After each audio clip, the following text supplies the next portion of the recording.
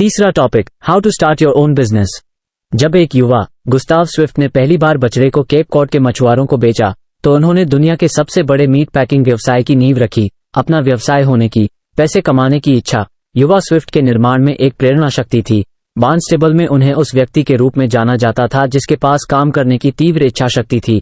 जब उन्हें पैसे कमाने की इच्छा हुई तो उन्होंने अपना समय बर्बाद नहीं किया, बल्कि अपना साहस अपने दोनों हाथों में लिया और अपने पिताजी के पिछले बगीचे में ड्रेस्ड बीफ व्यापार शुरू किया।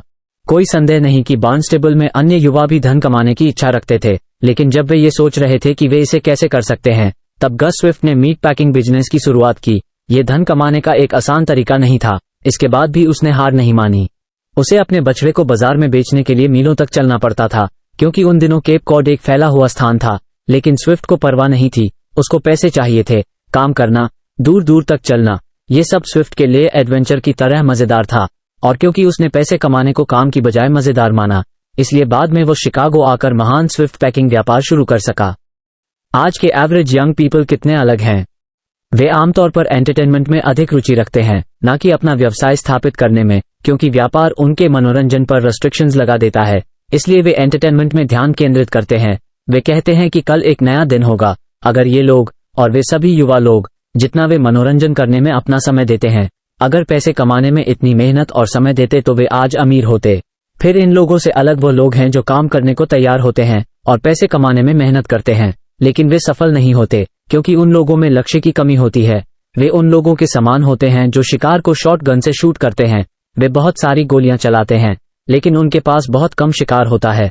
सफल होने के लिए मेहनत के अलावा सबसे महत्वपूर्ण बात है एक निश्चित व स्पष्ट लक्ष्य होना। लेखक कहते हैं, क्रॉल बिफोर यू वॉक। इसलिए इस बुक में $1000 का सुझाव दिया गया है। अब आप कह सकते हैं $1000 पर क्यों रुकें, इसे $1,00,000 क्यों न बनाएं। हालांकि ऊंचे लक्ष्य निर्धारित करने की विचार में गुण है, लेकिन यह चांद पर गोली चलाने जैसा है। एक उद्देश्य निर्धारित करें जिसे आप जानते हैं कि आप प्राप्त कर सकते हैं। अपना पहला उद्देश्य प्राप्त करने के बाद आप फिर अपना अगला उद्देश्य क्या होगा, इसे आसानी से तय कर सकते हैं। ध्यान रखें कि व्यापार प्रारंभ करने के बाद आपको कई निराशाजनक समस्याओं का सामना करना पड़ेगा। हालांकि अभी यह आसान दिख सकता है, लेकिन 2 महीने बाद शायद ना हो। यदि आपका उद्देश्य ऐसा है जो आप लगभग छू सकें, तो यह आपको निराशा से बाहर निकालने में मदद करेगा।